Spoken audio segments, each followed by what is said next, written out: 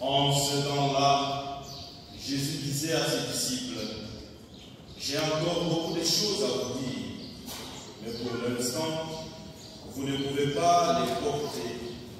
Quand il viendra, lui, l'Esprit de vérité, il vous conduira dans la vérité tout entière. En effet, ce qu'il dira ne viendra pas de lui-même, mais ce qu'il aura entendu et il le dira. Et ce qui va venir, il vous le fera connaître. Lui me glorifiera, car il recevra ce qui vient de moi pour vous le faire connaître. Tout ce que possède le Père est à moi. Voilà pourquoi je vous ai dit, l'Esprit reçoit ce qui vient de moi pour vous le faire connaître.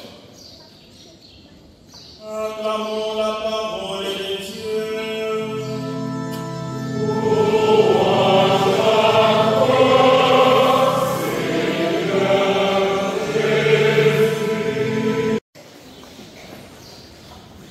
Chers parents, chers frères et sœurs dans le Christ, Shalom. Alléluia. Amen. Aujourd'hui, nous célébrons la solennité de la Sainte Trinité, comme nous avions entendu au début de cette célébration eucharistique. Nous célébrons ce grand mystère de notre foi, un seul Dieu en trois personnes. Dans l'histoire de l'Église, après la mort et la résurrection de notre Seigneur Jésus-Christ, il y avait déjà quelques problèmes qui se posaient dans l'Église primitive. Il y a des questions que les gens commençaient à se demander avec l'avènement des courants philosophiques et d'autres manières de penser. Le premier chrétien commençait à se poser certaines questions. Est-ce que Jésus est-il réellement vrai Dieu ou il est tout simplement un homme? Est-ce que la Vierge Marie est-elle la mère de Dieu ou tout simplement la mère de Jésus comme homme? Est-ce que l'Esprit Saint est-il réellement un vrai Dieu? Alors autant de questions commençaient à tourmenter l'Église primitive. C'est pour cela que déjà dans l'an 325, vers le 4e siècle, il y a eu ce qu'on appelle le premier concile de Nicée. Nicée, c'est une ville comme Colosie. Et le concile, c'est une réunion comme on avait aujourd'hui, il y a quelques jours, on avait le synode dans notre diocèse. Et le concile, c'est une grande envergure maintenant, qui réunit les évêques du monde entier pour discuter sur les problèmes de la foi. Et donc, il y a eu ce premier concile à Nicée en l'an 325. Et c'est alors que l'Église a professé solennellement la divinité de Jésus comme vrai Dieu. Et quelques années seulement plus tard, en 381, un autre concile s'est tenu, mais cette fois-ci à Constantinople. Constantinople, c'est aussi une ville. Et cette fois-là, ça sera pour l'Esprit Saint. Ce concile va aussi professer solennellement que l'Esprit Saint, il est vrai Dieu. Il reçoit même adoration et même gloire. C'est pour cela que nous avons les traits là que nous appelons les symboles de Nicée, Constantinople. Là où nous disons qu'il est lumière, mais de la lumière, vrai Dieu, mais du vrai Dieu, engendré et non pas créé. Il est très long. Il y en a dans d'autres paroisses où on les cite ça au lieu du symbole des apôtres. Et donc, chers frères et sœurs, voilà comment est-ce que l'Église primitive est arrivée à cette découverte, cette révélation de Dieu Trinité, guidée par l'Esprit et grâce à ce qu'on appelle la relecture de l'Ancien Testament sur la personne de Jésus-Christ. Parce que si vous vous souvenez bien, pour les Juifs, Dieu est un. Et donc, pour eux, ils ne pouvaient pas admettre une certaine idée de la Trinité. Parce que pour eux, Dieu était un. Et donc, dans l'Ancien Testament, et même dans le Nouveau Testament, plus tard, vous n'allez pas trouver la mention Trinité. C'est grâce à la relecture maintenant de l'Ancien Testament sur la personne de Jésus-Christ qu'on arrive à découvrir que depuis l'Ancien Testament, la réalité de la Sainte Trinité, elle est bel et bien présente. Shalom. La réalité de la Sainte Trinité, elle est présente dans l'Ancien Testament, presque toute le page, et sans dire dans le Nouveau Testament. Et donc, grâce à cette relecture de l'Ancienne Alliance, centrée sur la personne du Christ, l'Église primitive a professé déjà cette foi en un Dieu qui est Père, Fils et Saint-Esprit. Et donc, il y avait déjà des messes votives à la Sainte Trinité, même s'il y en a qui se demandaient si toute la vie chrétienne est trinitaire. Parce que déjà avec la messe, au nom du Père, du Fils et du Saint-Esprit, à la fin de la messe, chaque prière, et alors pourquoi un autre dimanche de la Sainte Trinité? Cela restera des questions que d'autres commenceront à se poser jusqu'à ce que tout récemment, pas presque récemment, mais au XIVe siècle, avec le pape Jean XXII en 1334, qui va maintenant introduire et instaurer ces dimanches que nous sommes en train de célébrer pour honorer et célébrer ces grands mystères de notre foi, un seul Dieu en trois personnes. Shalom. Et maintenant, voilà le mystère que nous sommes en train de célébrer aujourd'hui. La Trinité.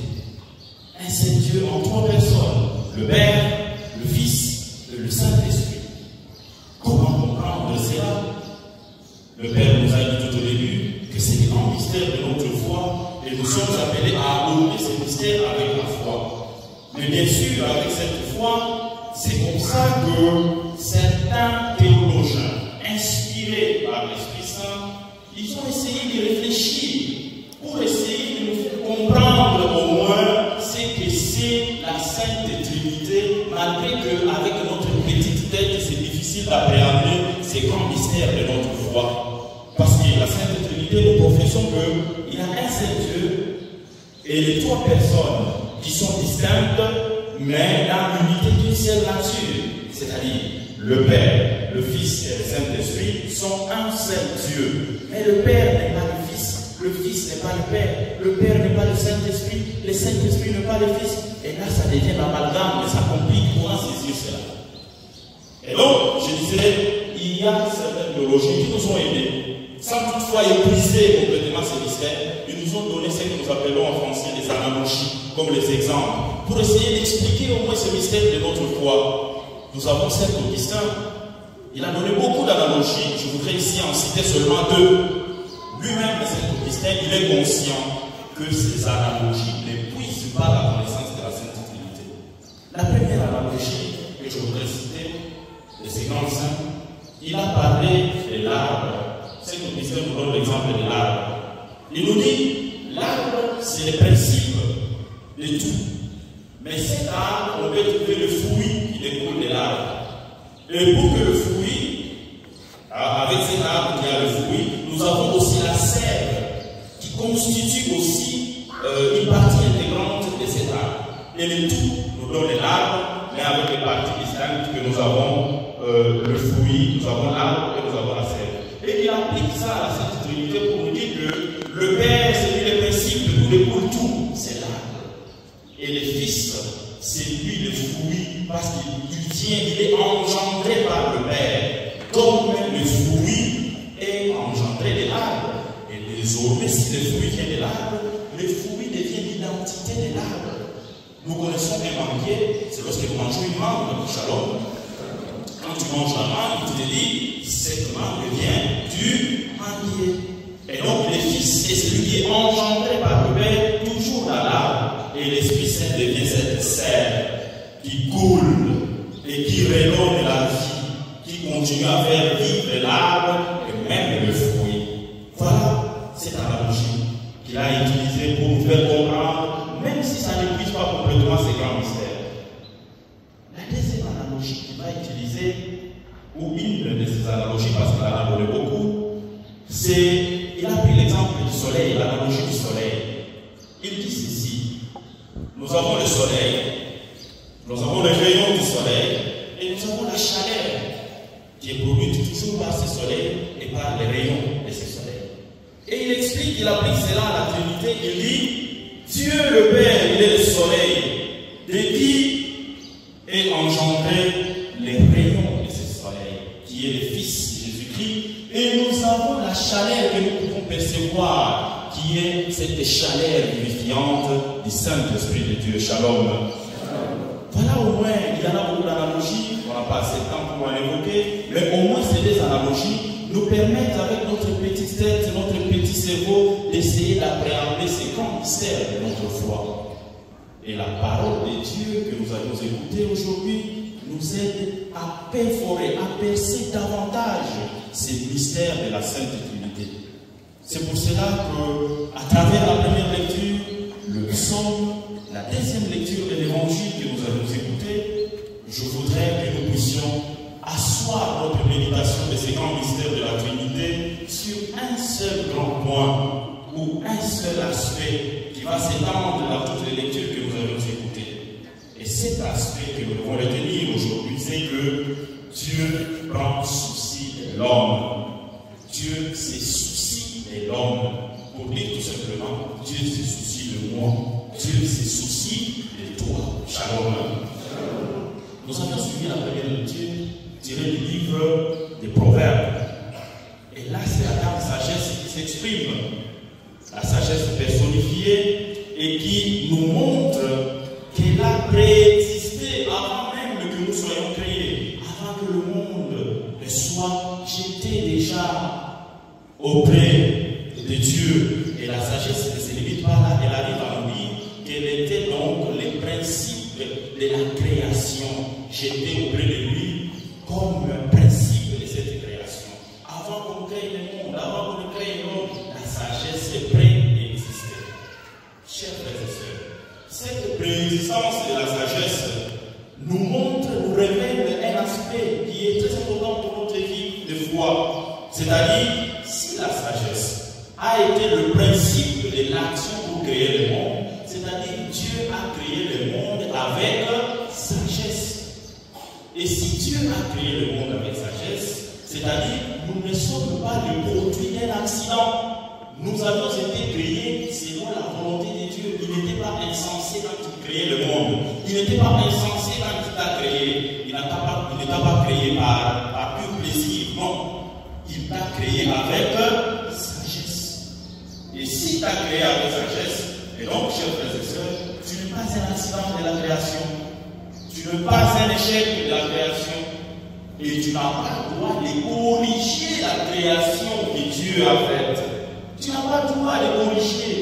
Parce que Dieu a créé le monde avec sagesse. C'est ce que nous lisons dans le psaume 304, selon les versions, au verset 24. Le psalmiste dit que tes œuvres sont grandes, Seigneur, qui sont nombreuses. Tu les as créées avec sagesse. Le psalmiste s'exclame ainsi.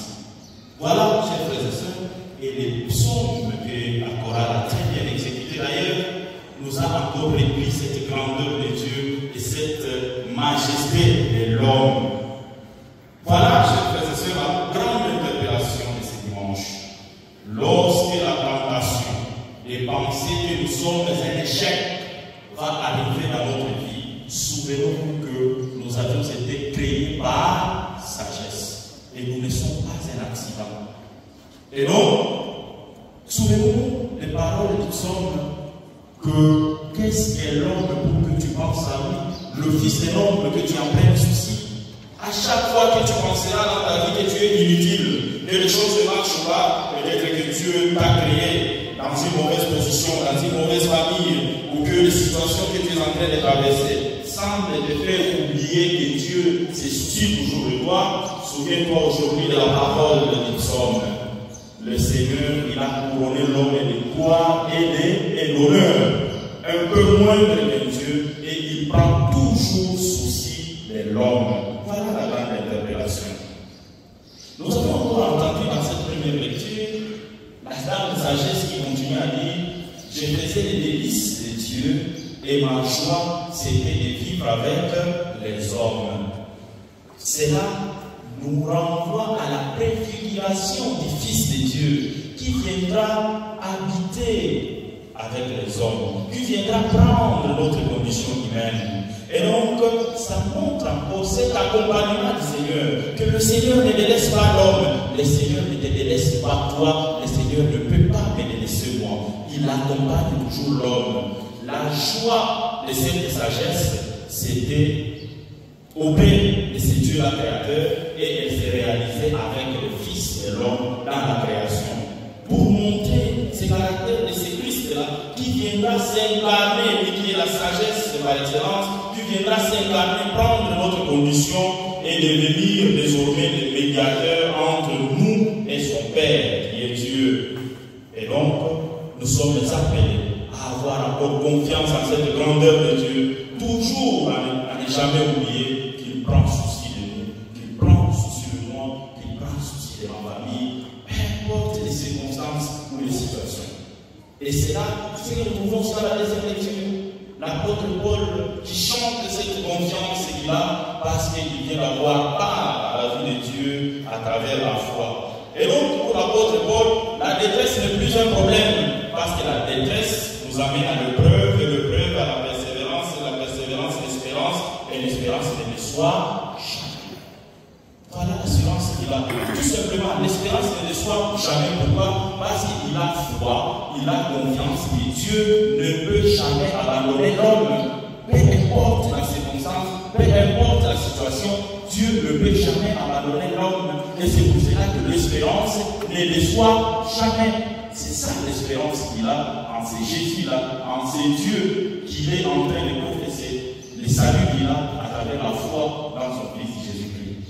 Et là, l'évangile, chers frères et sœurs, le Seigneur continue à prendre soin de nous, mais cette fois-ci, il nous intègre maintenant dans la vie divine même. Vous avez entendu, le Seigneur commence les paroles qu'on venait de lire sur l'évangile, il nous dit, l'Esprit Saint, quand il viendra, il vous guidera dans la vérité tout entière. Qui est la vérité dans la Bible? C'est Jésus lui-même.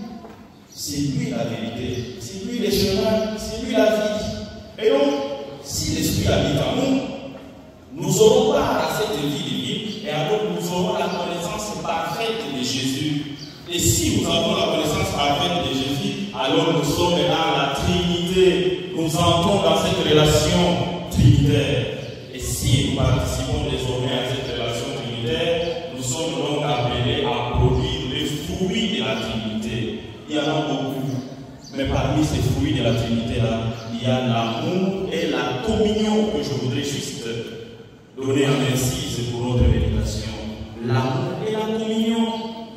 Si nous participons réellement avec cet esprit qui nous fait connaître la vérité tout entière, nous devons donc être ceux-là qui produisent la qui soient les artisans qui travaillent pour la communion dans nos familles. Pas les gens qui se séparent, pas les gens qui amènent les distorsions, mais les gens qui travaillent pour l'amour entre nos frères, pour la communion dans nos sommes, pour qu'il y ait l'entente, cette collaboration. Un seul Dieu en trois personnes. Une seule nature, mais avec trois personnes distinctes, mais qui vivent dans l'unité, la communion. Et donc, chers frères et sœurs, en célébrant cette solennité de la Sainte Trinité, l'Église nous appelle à contempler la grandeur de ces dieux-là. En contemplant la grandeur de Dieu, accueillons le Christ et laissons-nous guider par l'Esprit. C'est alors que nous serons capables de produire ces fruits-là de la Sainte Trinité. Le Seigneur soit avec vous.